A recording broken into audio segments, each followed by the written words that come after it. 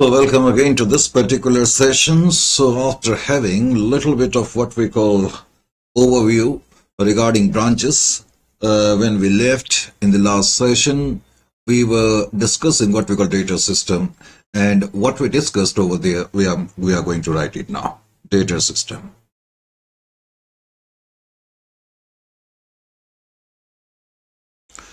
Data system.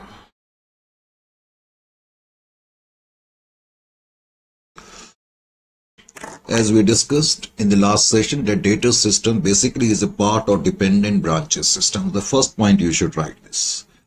It is a part of dependent branches system. It is a part of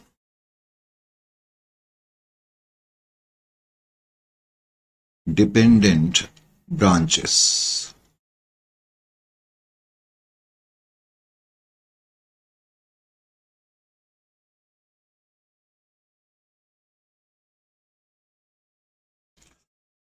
This system is adopted by organization having a small scale of operations. Adopted by organizations having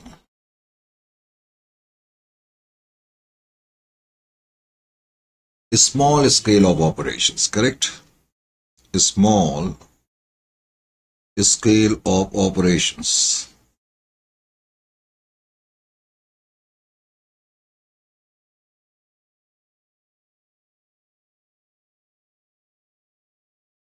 Then I wrote that under this system, accounting is done in the books of the head office, and head office maintains only a branch account and a sales ledger. Under this system,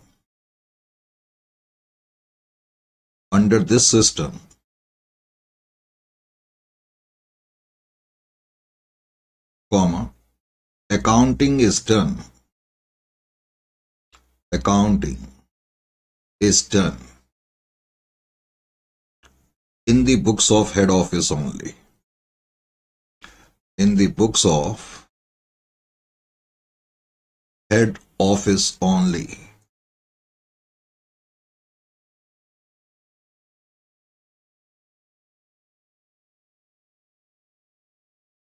Head office maintains a branch account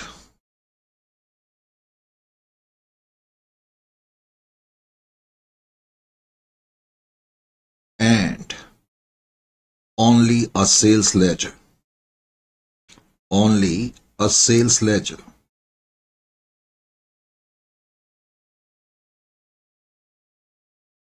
And I told you the meaning of sales ledger. Sales ledger means accounts of credit customers. Accounts of credit customers. Accounts of credit customers. So when we say that head office maintains a branch account and a sales ledger, that means head office is maintaining branch account and all credit customers account or all debtors account, correct? In other words,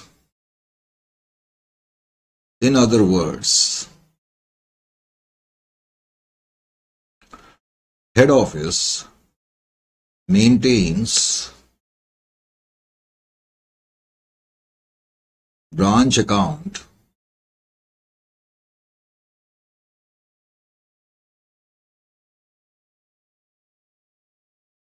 and debtors account. And I told you earlier, that is also the reason why this system is known as debtors system, correct? Debtors account.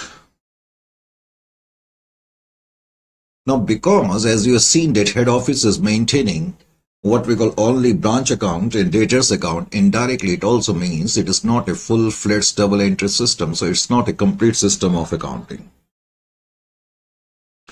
It's not a complete system of accounting, not a proper complete accounting system.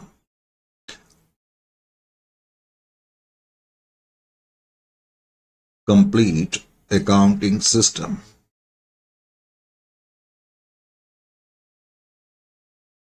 This is what we discussed, correct? Now we come over to the accounting under data system, how we prepare the accounts. Accounting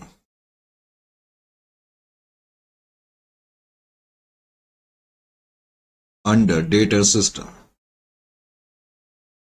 Accounting under data system. How accounts are maintained. At least now, at this particular point of time, you are aware of this particular fact that entire accounting is done in the books of the head office. You are also aware of this particular fact that head office shall maintain a branch account and a debtor account. Correct? When we say debtor, that means accounts of all credit customers.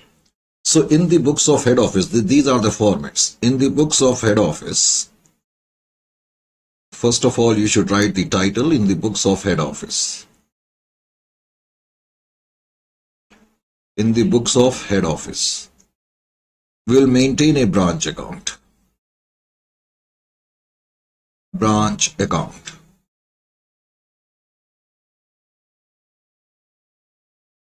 And generally the format will look like this.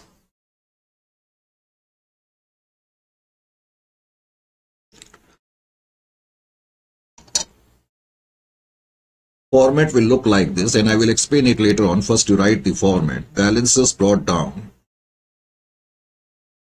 Balances brought down. Stock. A simple format I am providing. Debtors.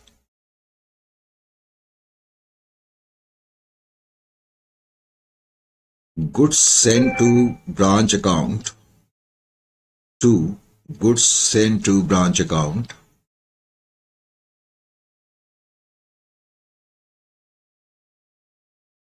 To cash. I've already told you, head office will bear all the expenses of the branch. Indirectly, it means that head office shall send what we call cash to the branch for expenses. So write in bracket branch expenses.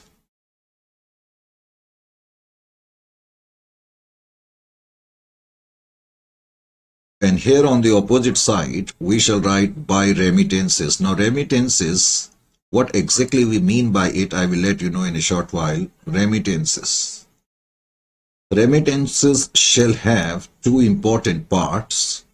Cash sales and cash from debtors. Cash from debtors. Cash from debtors.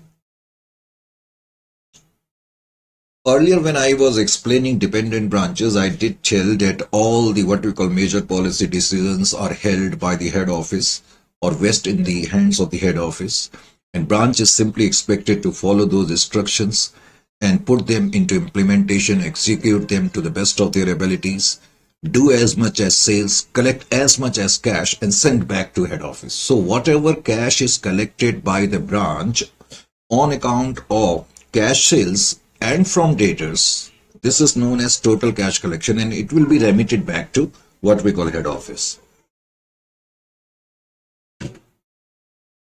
Then we will write here balances carried down. Balances carried down, stock, debtors.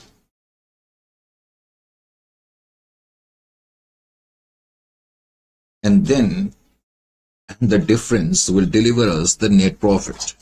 It could be net loss also, but I am writing net profit.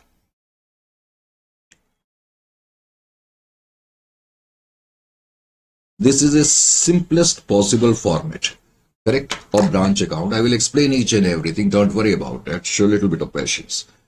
I told you that under data system, head office will maintain the what we call accounting with respect to what we call branch. Important point is that head office shall maintain one branch account, and besides that, debtors account. Debtors, when we write, it indirectly means accounts of all the credit customers. Debtor account.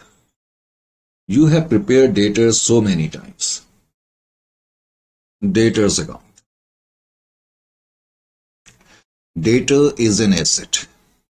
So the opening balance brought down will be written over here. Correct? And closing balance we will write here. Closing balance.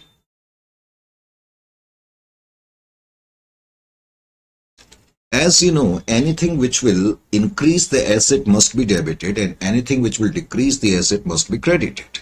Is it clear to you or not? Now suppose in the current year, a branch has done some credit sales. So it will increase the debtors or decrease the debtors. Quite obviously, when branch has done some credit sales, it will increase the amount of the debtors, and that is the reason credit sales will be written towards the debit side of the debtors account. Credit sales. Now let us say I have means the branch has done credit sales of 1 lakh, and out of 1,10,000 have been received from the debtors. So when we will receive cash from debtors, correct, it means the debtors will get reduced. So I will write by cash. When we say by cash, it means cash from debtors.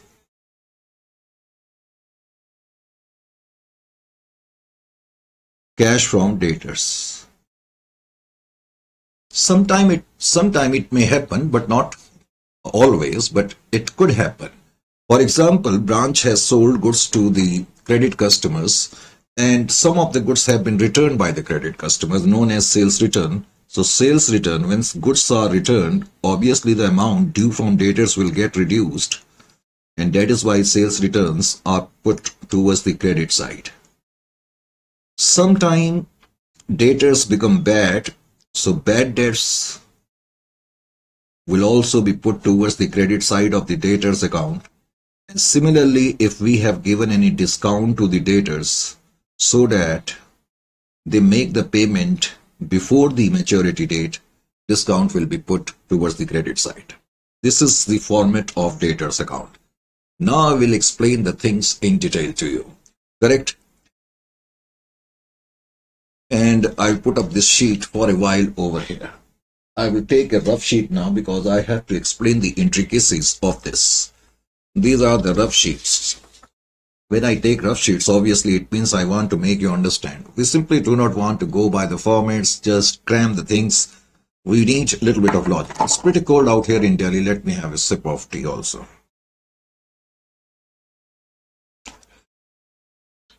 Now, in order to understand the debtor system, correct, let's have a look over here.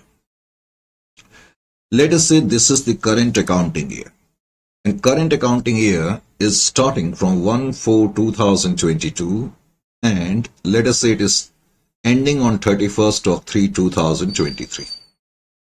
In this accounting year, this is my branch. Correct? Some transactions between the head office and the branch took place, let us say. In the beginning, with the branch, there were balances, let us say, of debtors. For simplicity's sake, let us say 50,000, and of stock 10,000. These are the opening balances available with the branch. Last year, let us say, in the last year, branch might have done some sales and some of the customer did not pay. So that is why the debtors. Debtors means those customers who did not pay till the end of the last year. That is why they are being brought forward as opening balance. Similarly, stock signifies that last year head office might have sent the goods to the branch and all the goods might have not been sold out. So some of the stock left and that is being brought forward. So this is nothing but opening balances. Let us say in the current year, head office supplied goods supplied by head office. In the current year, let us say head office supplied goods worth rupees, let us say 5 lakhs. 5 lakh worth of goods have been supplied by head office to the branch. As you know, under dependent branches, correct, it is the head office which is going to supply the goods. Similarly, let us say there were some expenses of branch. Expenses of branch. Let us say expenses were in the form of rent, salaries, rent, salaries, wages, taxes, etc. For these expenses, cash was sent by head office, let us say to the tune of rupees 50,000. That means cash sent by head office for branch expenses, that is 50,000. Now, let us say in the current year, please pay attention, in the current year, total sales by branch, in the form of cash sales, amounted to 3 lakhs, correct? And in the form of credit sales, amounted to rupees, let us say 7 lakhs. Total sales done by branch to the tune of almost 10 lakhs, out of which cash sales amounted to 3 lakh and credit sales amounted to 7 lakh. Credit sales means these are our debtors of branch, correct? So branch sold out goods on credit worth rupees 7 lakh, and by the end of this accounting year, pay attention, by the end of the accounting year, we were able to receive cash from debtors.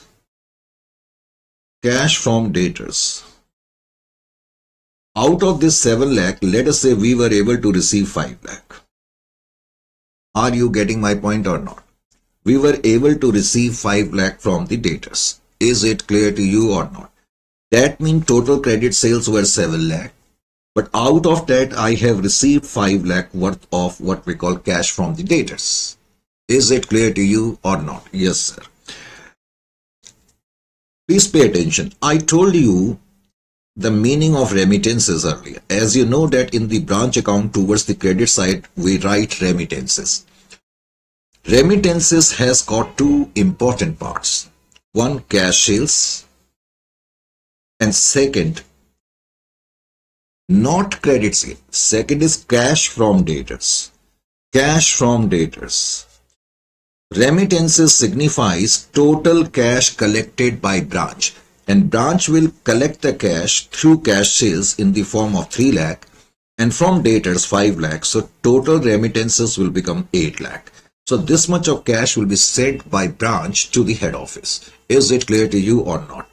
So these are the information. And by the end of the accounting year, let us say balance carried down.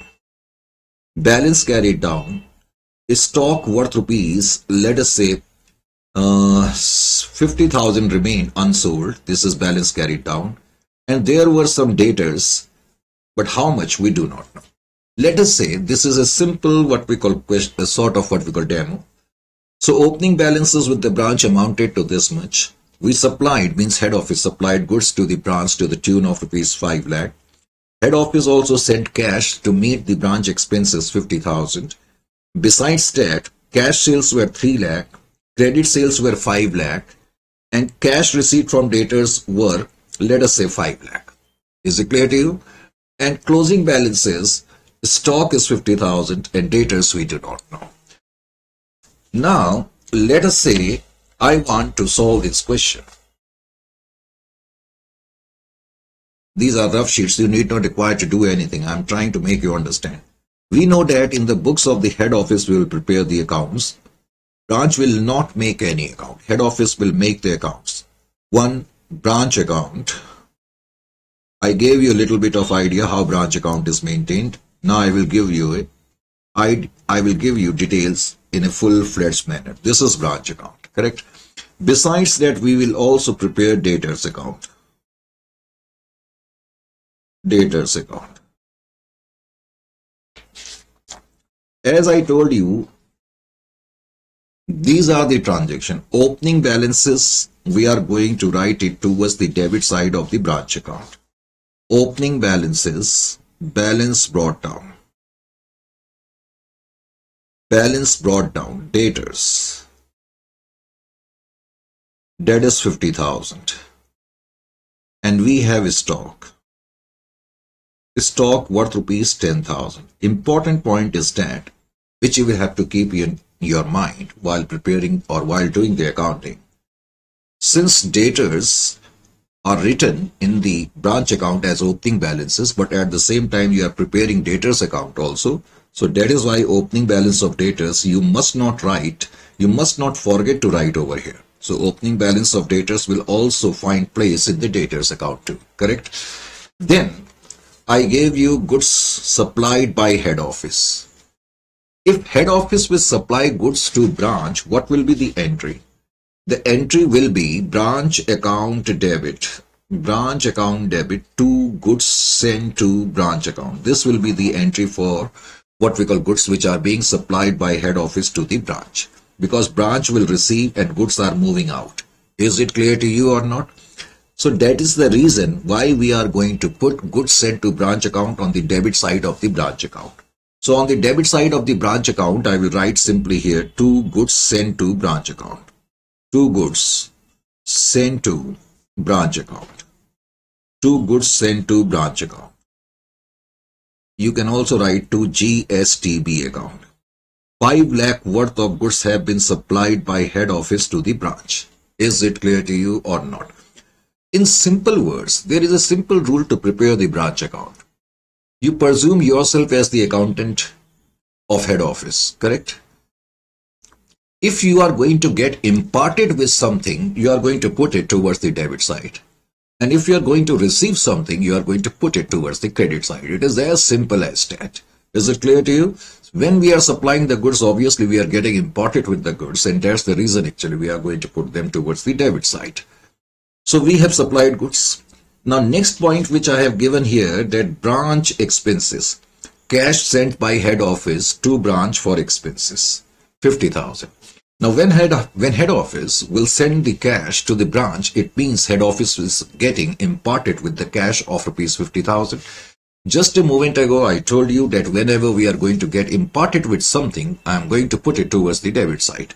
So that is the reason. In fact, my entry logically will be branch account debit to cash account. This is the entry.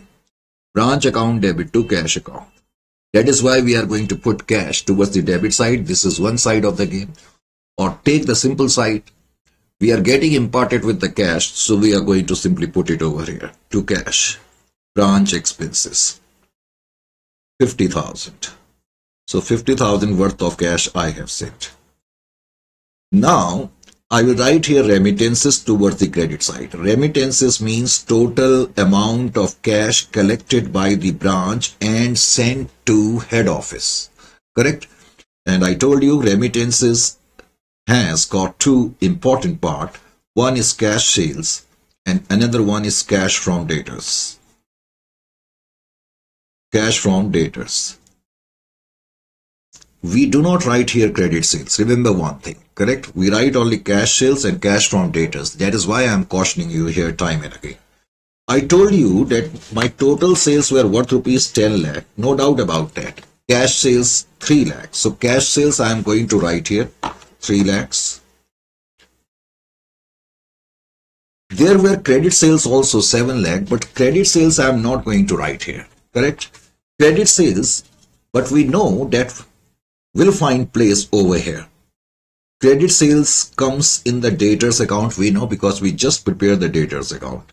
Correct? Whenever credit sales will be incurred, the amount of debtors will get increased, and that's the reason actually debtors will be debited. So credit sales are worth rupees 7 lakh. It will find place in the debtors account, but it will not find place in the branch account. And I will give you the logics for the same also. Don't worry about that, why we do not write credit sales here, but later on. At this moment, we are simply moving by the what we call format.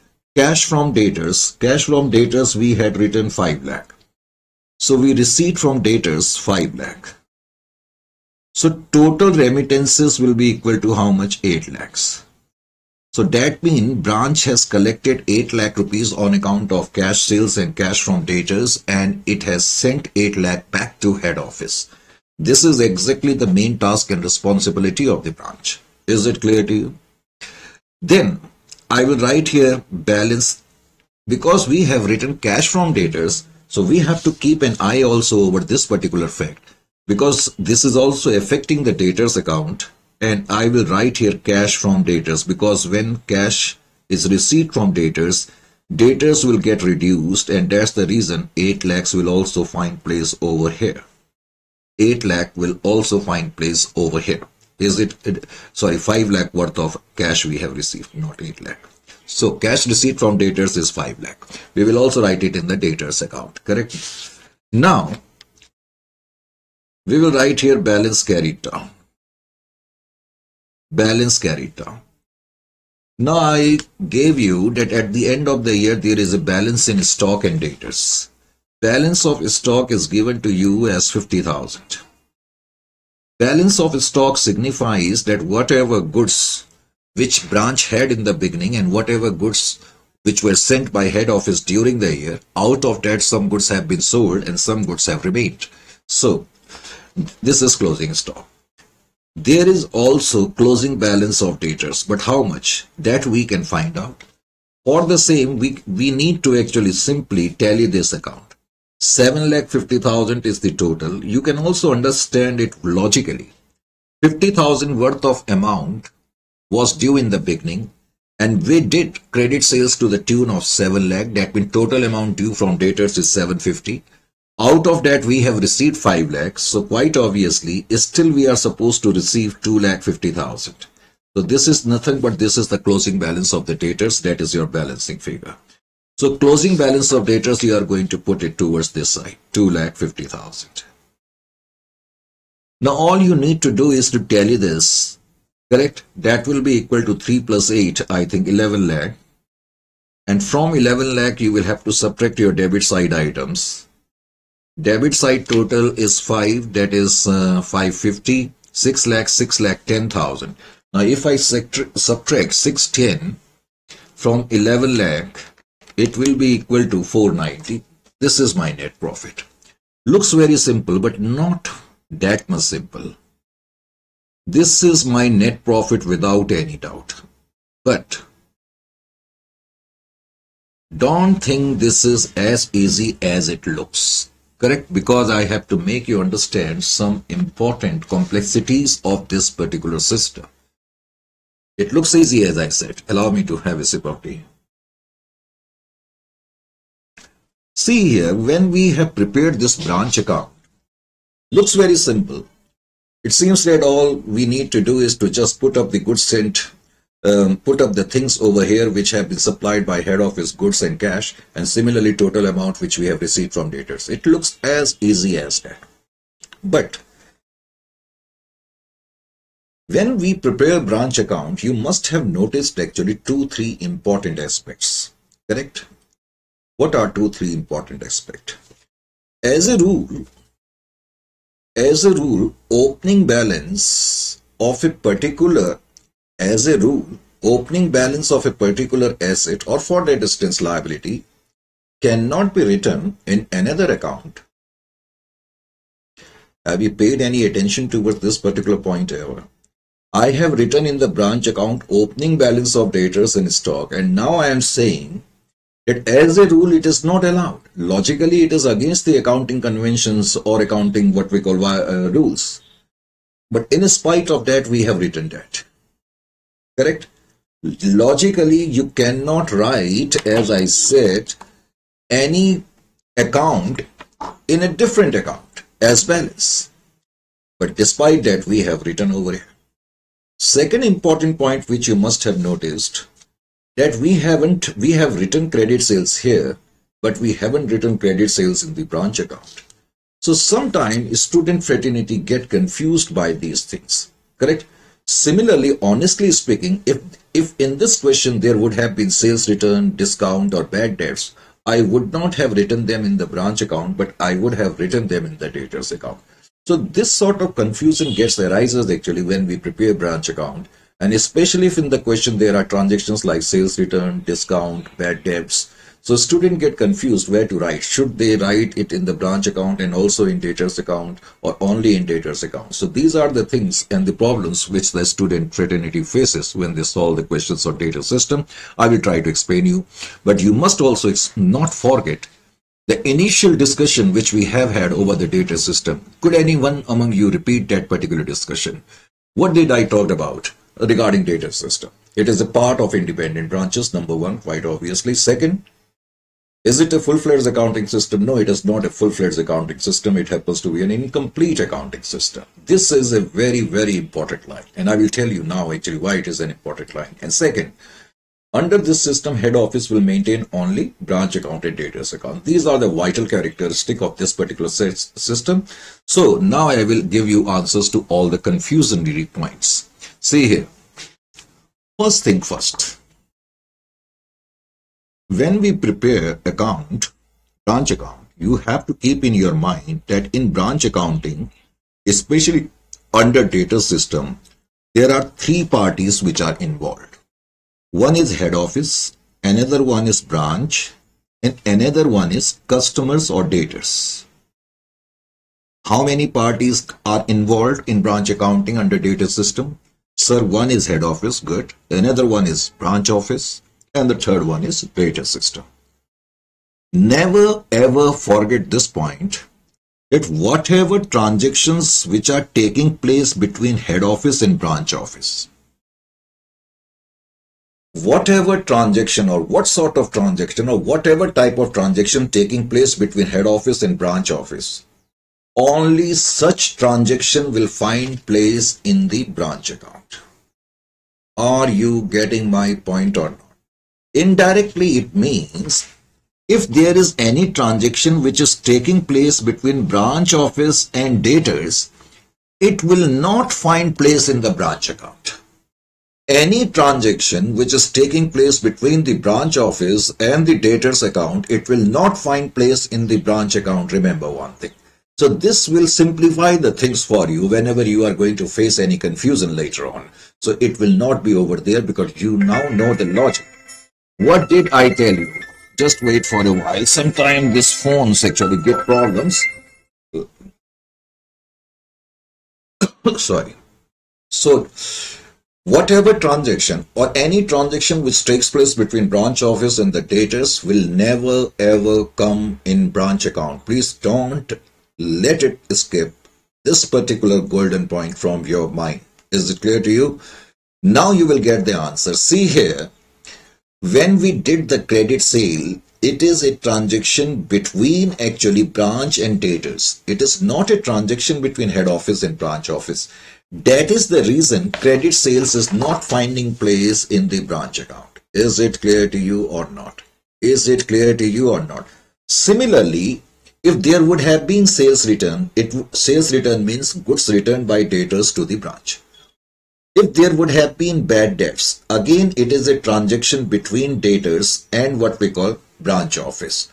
If there would have been discount, again it is considered as a transaction between debtors and branch because ultimately it is the branch which has sold out goods to the debtors. And I told you earlier that branch office is given little bit of liberty with respect to what we call giving of discount, etc. So these are the transactions which are related purely to what we call debtors and branch office, and that is the reason these transactions are never ever put in the branch account. Is it clear to you or not? These transactions will always find place in the debtors account. So even if in this question there would have been any sales return or there would have been any bad debts or there would have been any discount, I would not have put them in the what we call branch account because these are the transactions which are basically concerned with branch and branch debtors. Is it clear to you? Credit sales is also not written over here. Reason being is that it is a transaction between branch and debtors. So this point now should actually clarify your this glorifying confusion. Is it clear to you? But some among you might actually be tempted to ask me a question. Sir, if this is the situation, we got this particular point. But if this is the situation, then why we are writing cash from debtors here and also here? Now this is a billion-dollar question.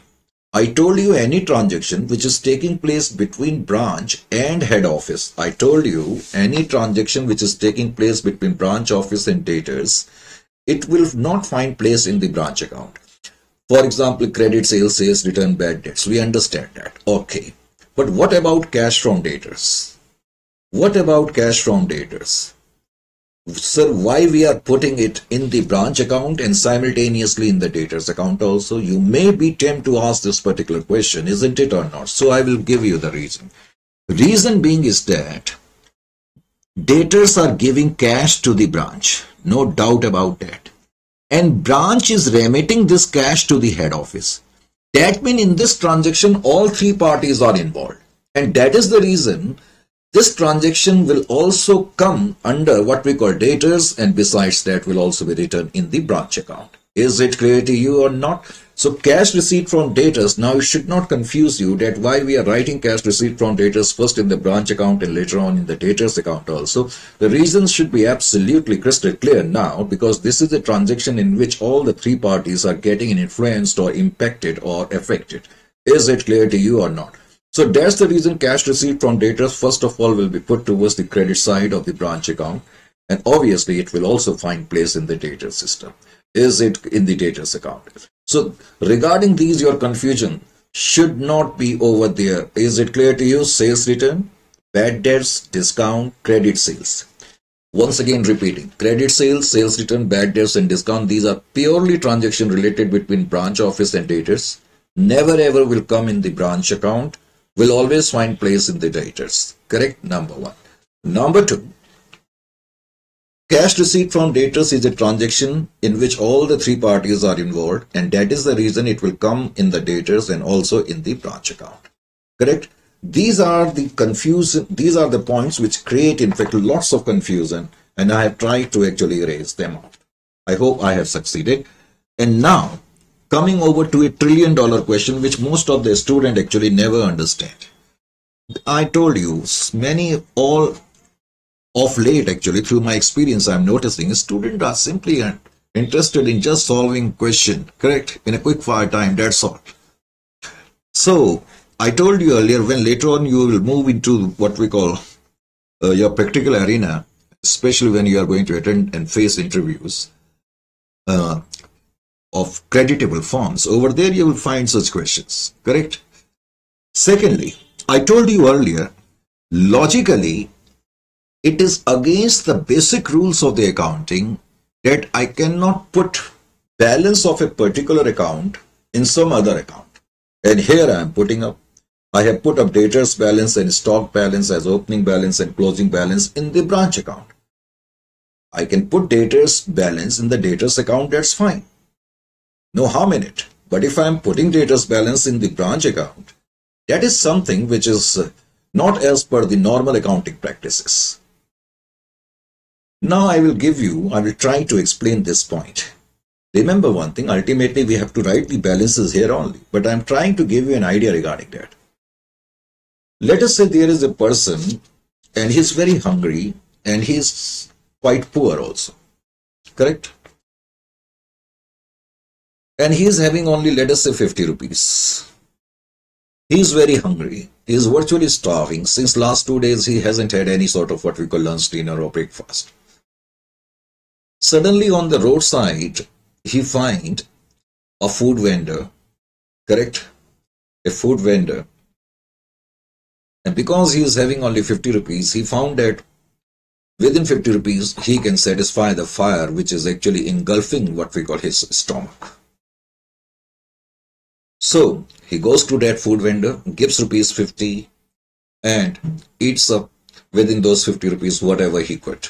And he is able to at least quench, he is able to actually douse the fire of hunger which was engulfing his stomach, as I said earlier. The food vendor was, as I told you, he was on the roadside and over there it was very unhygienic, correct? And people were spitting, people were all sort of what we call unhygienicness was over there. But in spite of that, that person went over there and got the food. Try to understand this point. We know that logically, standing in an, especially during these corona times, standing in an unhygienic place and especially what we call eating the food, logically is not good, not as per the etiquettes. not as per the good habits rules, correct? But in spite of that, we did that. I'm not going to ask you whether that person did correct or wrong. Ultimately, he was virtually starving, so he had to satisfy himself. He had to eat something, so he didn't gave a care to these facts and got the food. But the point, similar is the point here. It is a small organization. Don't let it skip out of this memory. Why in the earlier discussion I used these words? Just to make the things clear earlier. Correct? You are bound to get such questions when you are going to face the interview. You take it in my words, because I myself is associated with many firms as an interviewer and as a consultant. And on that basis, I'm trying to tell you, and that is the reason actually why I'm stressing upon all these facts. Logically, it is wrong to write the balance of any other account in a different account, but in spite of that, we are doing that out of here because of some constraint, because of some, you can say, constraint, because of some force, because of some compulsion, as that person did. He was compelled by the hunger. That is why he did something which he was not supposed to, or any person not supposed to. He was compelled. Similarly, this organization is compelled by the crunch of the finance. Because it's a small organization, they cannot afford full-fledged double entry system, because full-fledged double entry system warrants lots of heavy money, time also, and services of expert people. That is the reason under this system, balances of different accounts are also put in other accounts to ultimately reach the target. The target is that we want to compute the net profit. Whatever system we adopt, ultimate target is we want to assess the net result of the operation. Correct? And we know that by doing this much of minor fault, we will be able to get the net profit. So, why we are writing balance, opening balance of debtors and closing balance of debtor, opening balance of stock and closing balance of stock? Correct? Now I will tell you. See here. Because if I am not going to put up these balances here, I cannot get the net profit. I cannot get the net profit. See here. There are two ways of getting the net profit. One way is that I should adopt full-fledged double entry accounting system. Because if I would have had adopted the full-fledged double entry system, in that case, it would have been very easy for me to compute the profit, because in that case, I could have found the figures of sales so easily.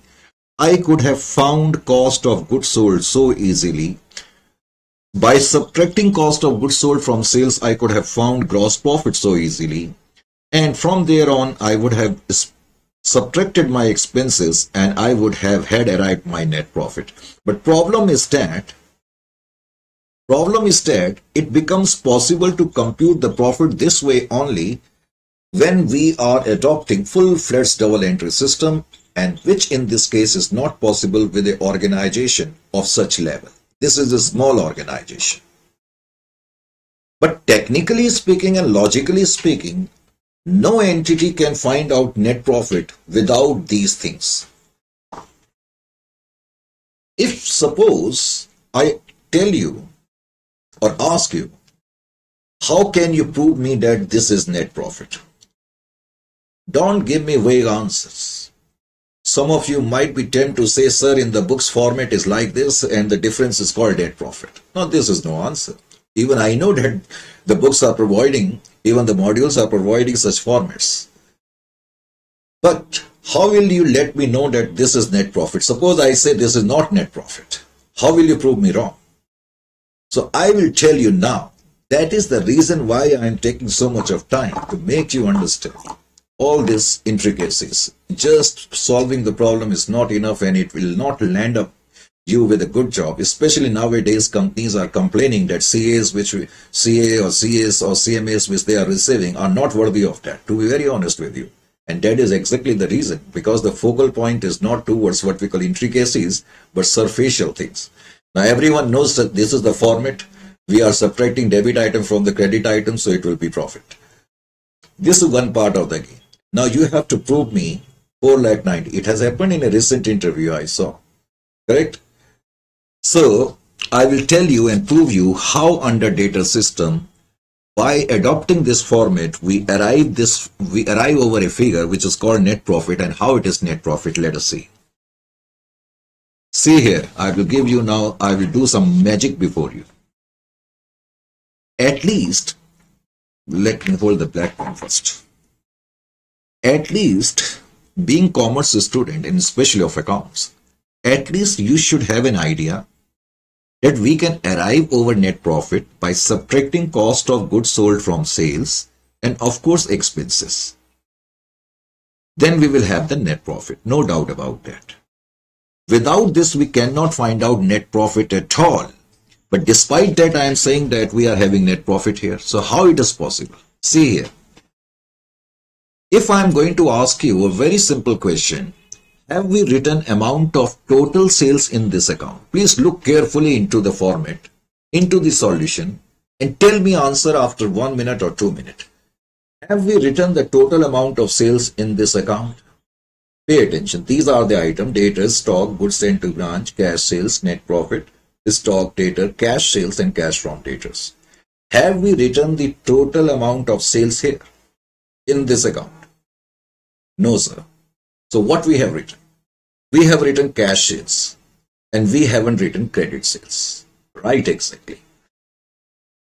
See here. In the branch account, we have written cash sales.